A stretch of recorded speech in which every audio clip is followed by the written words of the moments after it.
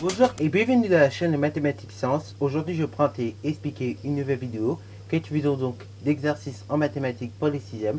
Et dans cette vidéo d'exercice en mathématiques pour les 6e, nous allons tout simplement voir comment on peut calculer l'aire d'un triangle. Ok, donc là je ne vais pas avoir, enfin en tout cas dans ce chapitre là, nous avons vu une formule particulière pour l'aire d'un triangle rectangle. Bon, nous n'allons pas forcément voir le cas particulier dans un exercice.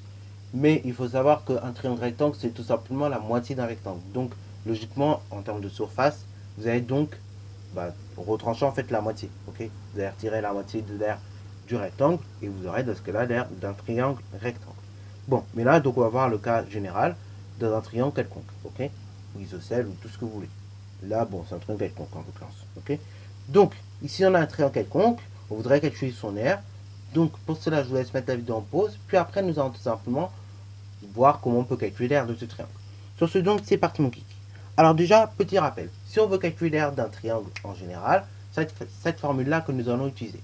En général, pour calculer l'aire d'un triangle quelconque, ou même isocèle, tout ce que vous voulez, on va tout simplement prendre la base et la hauteur. Ok, donc la hauteur et la base, donc il correspond à cette hauteur. Ok, la base relative à la hauteur. Ok, et ceci, donc on va faire base fois hauteur, et on va diviser tout ça par 2. Ok, donc l'aire d'un triangle de façon générale, c'est base fois hauteur divisé par 2. Il faut bien choisir la bonne base par rapport à la hauteur. Ok, la hauteur, je m'explique, c'est quoi? C'est tout simplement une droite, comme vous pouvez voir sur la figure, qui part d'un des sommets du triangle et qui va rejoindre un côté. Ok, ce côté sur lequel justement on va rejoindre la hauteur en partant donc du sommet principal, ou du sommet en tout cas, et c'est ce qu'on appelle la base. Ok, la base, c'est ce côté sur lequel justement la hauteur va rejoindre. Ok, et justement la hauteur, c'est cette droite là qui va partir d'un des sommets du triangle et va rejoindre le côté de façon perpendiculaire. Ok, voilà.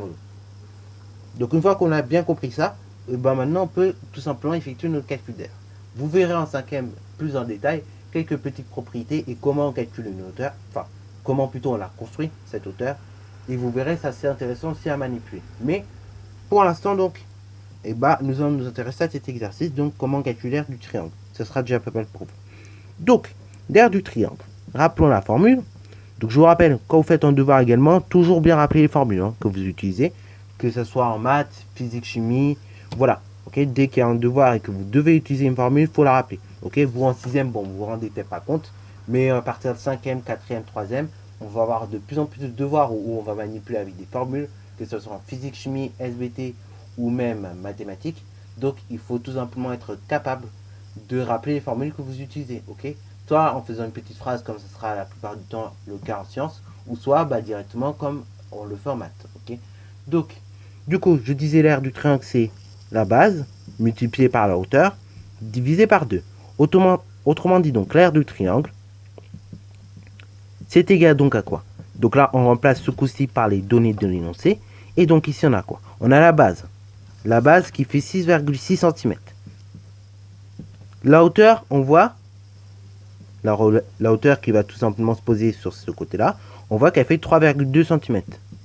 Alors parfois, vous allez avoir 3 hauteurs, et donc il faudra choisir le bon côté, approprié à la bonne hauteur. Ok, donc en général, un côté, vous en aurez qu'un, un côté où vous connaissez donc la mesure, et après, vous aurez 3 hauteurs, et donc il faut choisir la bonne hauteur. Ok, donc là, la hauteur qui va toucher ce côté, ce sera tout simplement celle-ci.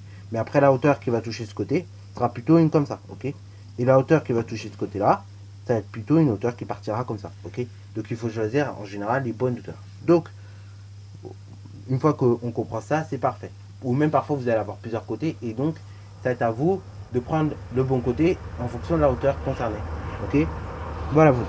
Donc, on fait 6,6 fois 3,2 divisé par 2, et donc, ça nous donne que l'aire du triangle est égale à 10,56.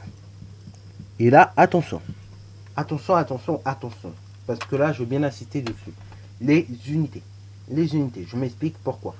Attention, là, on a des dimensions en centimètres, donc des longueurs. Et donc, ici, on obtient une aire. L'aire, elle est en quelle unité? Elle est tout simplement, dans ce cas-là, vu que les dimensions de longueur étaient en centimètres, dans ce cas-là, l'aire est en centimètres carrés. Ok, une fois On comprend ça. En général, ça va très vite, ok? Mais au début, il faut bien faire attention. Vous calculez avec des dimensions en centimètres. Dans ce cas, vous obtenez une aire en centimètres carrés. Vous calculez avec des dimensions en longueur, donc tout simplement en mètres. Et dans ce cas, vous obtenez une aire en mètres carrés, ok? Ainsi de suite, ainsi de suite. Parce que sinon, après, vous vous mélangez trop. Et donc, il faut vraiment que vous fassiez attention là-dessus. Éventuellement, voilà, je dis toujours, on peut après conclure avec une petite phrase en disant que l'aire de ce triangle est de 10,56 cm².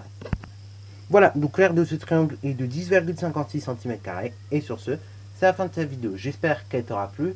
En tout cas, si elle t'a plu, n'hésite pas à la liker, à commenter. Et bonne reste à toi en mathématiques et en sciences.